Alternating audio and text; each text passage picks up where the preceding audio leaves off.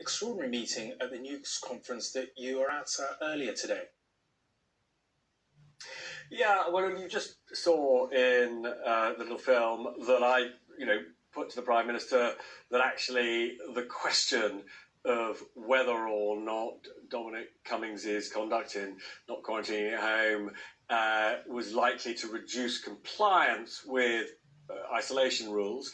I said it wasn't a political question, and the reason I felt confident in saying that is because scientific advisors to the government on two influential committees with the completely confusing names of SPIB and SPIM, those scientists have said that they think his non-compliance could have a very negative impact on, our enthusiasm for doing what the government tells us, and that could lead to increased spread of the virus, and therefore it seemed to be completely legitimate to ask the two most senior advisors to the government whether they thought that was a risk, and if it was a risk, what they would do about it. But, I'm afraid to say the Prime Minister simply said, no, this is all political, and my two chums alongside me, I'm going to be their human shield, go away, and that was the end of that. Okay, and going to the restrictions that the easing of which was announced today from Monday in England, we are still seeing a significant numbers in terms of new infections, though, aren't we?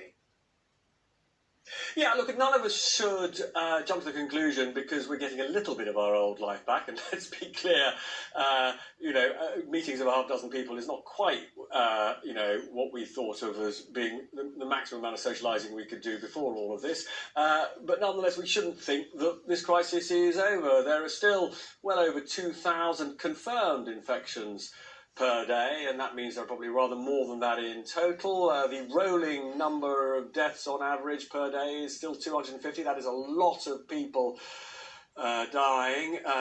Each one, as the Prime Minister repeatedly says, a tragedy. We're not over this. And the other very interesting moment was when Chris Whitty, I also asked a question about whether or not 2 metres was the right distance apart, given that the World Health Organization says 1 metre is enough. Chris Whitty, absolutely clear that he's not going to budge on this. He is still plainly very worried about this virus.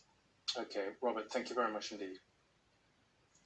Now, the crisis in care homes may be easing slightly, but those who are still at risk and families of those who have died are still burning with anger at how it ended up like this. The government has denied there was pressure in those early weeks to discharge people from hospitals into rooms in care homes.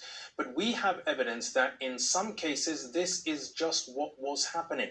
We have obtained data from the NHS and councils showing they were block booking care home places ready for the expected surge in coronavirus.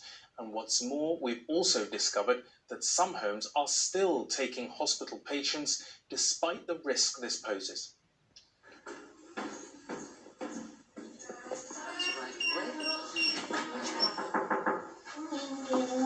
Hello, darling.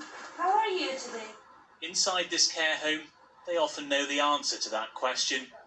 Many of their residents have confirmed